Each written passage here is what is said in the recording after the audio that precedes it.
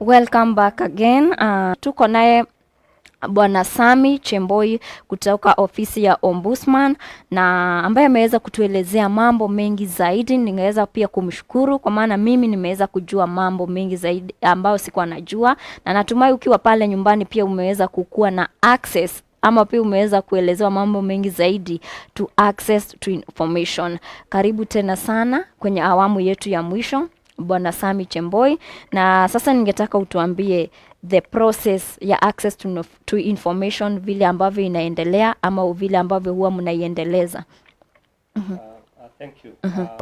I was saying earlier on before the break is that the commission, when it comes to access to information, acts like an appeal mechanism where Kenyans, when they go to public offices and some private institutions and they don't get certain information, then they are supposed to request in writing.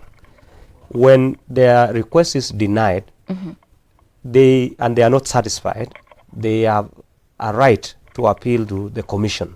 They can come to the commission so that we review the decision that the institution has made to deny information. And we will just check against the law.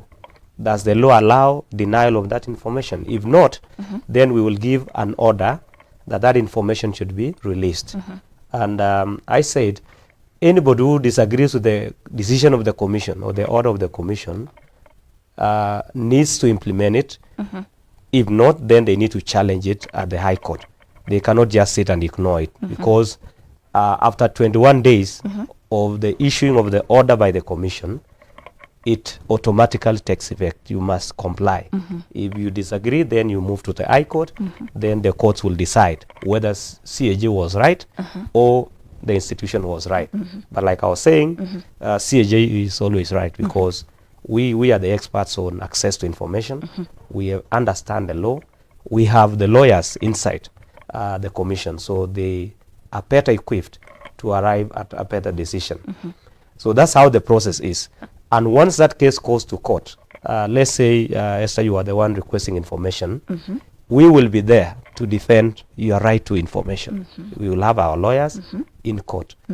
And maybe just something that we need to mention to Kenyans and viewers is that the services of the Ombudsman are free of charge. We don't charge anything. Wow. We will have our lawyers there, even on the other issues of complaints.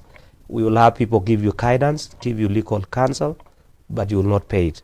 So all our services are free of charge. Even going to court, we will not require any payment because we have the officers within the commission. And maybe just so that Kenyans appreciate why it's important to access information.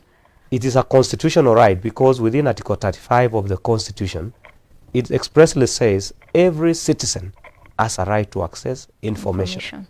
So already that means it's not open to foreigners. It's a right within the Constitution. It's a constitutional right, yes. Every Kenyan. You have a right to information held by the government or some private bodies. We can have some private institutions which have public information. The likes of Safaricom, they have a lot of our data. So you even have a right to access information from those kind of institutions. So it's a human right also. For you to exercise certain rights, you need to have access to information. And it's the reason why we're also saying, for this election, Kenyans need to have all the information they require so that they make the right decision in choosing their leaders. In choosing their government, because that will determine how they will be governed. It determines how their resources will be utilized, how their resources will be applied to meet public services, to meet public good. And therefore, access to information is a critical component when it comes to good governance. We normally talk good governance. It cuts across all the things that we do, even when it comes to administrative injustices. It means good governance has not been practiced. That's why Kenyans complain. People go to certain offices, lands, there's a lot of delays. They go to pension, people retire, they don't access their pension. You go to apply IDs, they delay. You go to places like passport, apply for passport, it delays, and all those kind of things. It tells you good governance is not working well. That's why service delivery is delayed. undermined. Yes. So access to information is critical, and we I also indicated that we as a commission, we normally have a component within what we call performance contracting in government. We are the ones who oversee and implement one indicator called resolution of public complaints. All public institutions, ministries, parastatals are required to submit reports every 3 months to the commission. How many complaints have you received? How many have you resolved? At the end of the year, we will give them a certificate to say are they compliant or not. And that is part of their performance targets. The idea is that we must improve service delivery. And in that issue of resolution of public complaints, we are trying to entrench good governance so that people are accountable. And people become accountable when Kenyans have information that you need to have this service within this period. If it delays, unaambiwa kuja next week, kuja next month, huyo ofisa yuko ameenda leave, that delays, Kenyans from accessing or exercising their rights. Yes. And of course, accountability is very important when it comes to access. And also fight against corruption. Access to information is very critical. And you may recall that there was a time the president said, issued executive order in 2019, executive order number 1, saying all tenders must be published in websites of public institutions and also in the website portal of Public Procurement Review Authority. That is what access to information requires. Yes. When you advertise for tenders, you normally do it openly. When you award, you need to also publish who has won this tender, for how much, why this work, how long will it be done, so that even Kenyans then can see if it's a road. In that board, they normally have those boards on the roads. The information must be complete. Who has won this tender? They have the supervisor, who is the funder.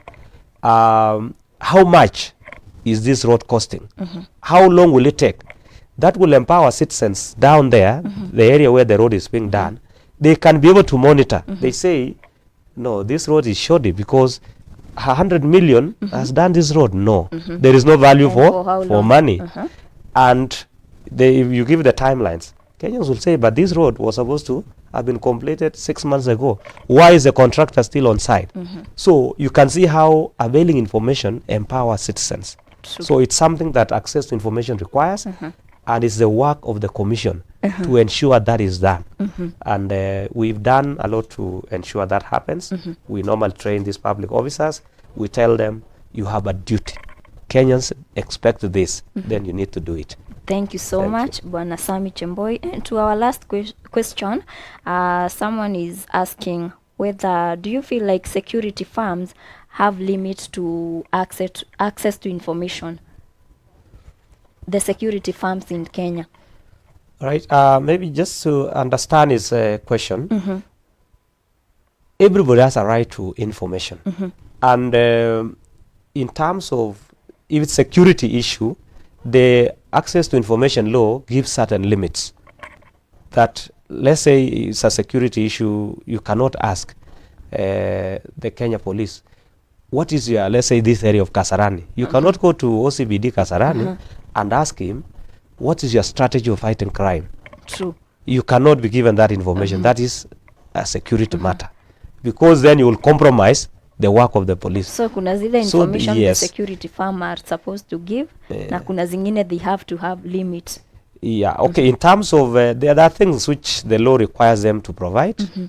I don't know whether it's talking about private or the government ones, but the access to information provides certain limitations that you cannot provide certain categories of information, but the rest need to be provided. So it will depend, and in most cases, every request will be treated on its own merit.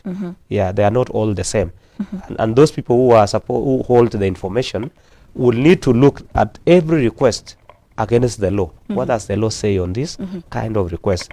Is it allowed or not? Yes. Thank you so much. We have come to the end of the interview. Na you are parting short tukimalizia interview yetu ya siku ya leo, na pia upeane, ningependa uwakumbushe social media platform where they can get you na where they can maybe access the ombudsman offices. Thank you very much. Just want to appreciate the viewers, the listeners who've been following us from on different platforms, and we appreciate that Mwangaza was able to give us this opportunity to, talk to Kenyans, talk to your viewers and listeners. And just to emphasize that the office of the Ombudsman is there to serve Kenyans, and I've just said our services are free. We do not charge for any of our services. The Commission is well equipped to discharge its two mandates on enforcing administrative justice and the right to access information as provided in our Constitution. The Commission has offices in different parts of this country. The headquarters is within Nairobi County in Westlands. We are located at West End Towers, just opposite Aga Khan High School on second floor. Anybody around there, you can just walk into the office. It's open. Working days, Monday to Friday, 8 to 5. We are always there to serve Kenyans. Regional offices that we have Kisumu, Eldoret, Nyahururu, Isiolo, Garissa, and Mombasa. And we have 12 Huduma centers. We have a GBO in Nairobi, teleposter there. We have in Kajiado, we have in Wundanyi, in Taita Taveta County, Kwale County. We also have in Meru, Meru Huduma Center, Nyeru Huduma Center, Embu. We have in Bungoma, Nakuru, Kakamega, and Kisii. Those are the presence that we have. But we intend to have an officer in all Huduma centers as we try to expand our services. But nevertheless, you can reach us from wherever you are. You can visit our website at www.ombudsman.go.ke. In there, there's a form you can fill in. There is a system that you can file your complaint online. Within that website, you will have our telephone numbers. Our email is there. Our email is complain@ombudsman.go.ke. Complain@ombudsman.go.ke. And for those who are on social media, we're also present there. Facebook, Kenyan Ombudsman.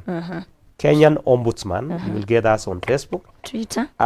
On Twitter, we are at Kenya's Ombudsman. Kenya's Ombudsman. You can always reach us there. And we should be able to interact. Even on Instagram, we're also there. You can also interact with us, Kenyan Ombudsman. You can ask any question. You can, seek clarifications, and we'll be there to serve you. Yes. Thank you so much, Bwana Sammy Cheboi from the Office of Ombudsman here in Kenya. Tunashukuru sana kwa kuweza kutembelea kwenye Mwangaza TV kwa muda wako. Ukifika pale ofisini, tuwetuma salamu zetu na appreciation to all the officers working there. Tunashukuru kwa kazi mzuri mnaendelea kufanya, na pia kwa kupeana information to the journalist, pia kwa kuweza kuwaelimisha. Asante sana, na we promise to invite you again tuelimisha wa Kenya kuhusiana na mambo na access to information, na waendelee na kujua zaidi. Unatazama Mwangaza TV, tumaini lako.